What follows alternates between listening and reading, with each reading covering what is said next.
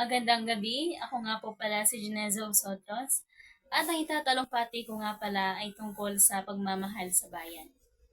Ang pagmamahal sa bayan ay isang napakahalagang konsepto na naglalarawan ng pagmamahal, pag-aalaga at dedikasyon ng isang tao sa bansa.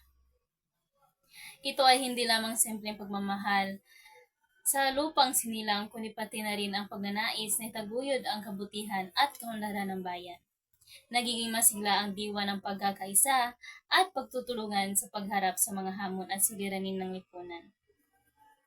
Ang pagmamahal sa bayan ay mahalaga upang mapanatili ang kasarinlan at kalayaan ng isang bansa.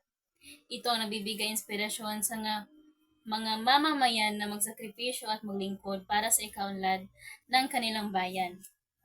Nabubuo ang kolektibong adhikain na nagtutulungan at magtayo ng isang maunlad at makatarong lipunan. Mayroong maraming paraan kung paano maipagpakita ang pagmamahal sa bayan. Ilan sa mga halimbawa nito ay pagsunod sa batas, pagtulong sa kapwa, pagsuporta sa mga proyekto ng pamamahalaan para sa kabutihan ng lahat, at pakikilahok sa mga aktibidad na naglalayong mapabuti ang kalagayan ng komunidad.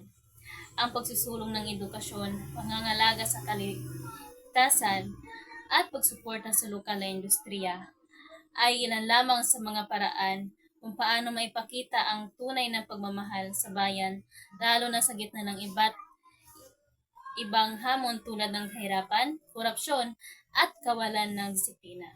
Dapat nating alagaan at ipagmalaki ang ating bansa upang ito ay patuloy na umunlad at maging matatag laban sa anumang uri ng suliranin.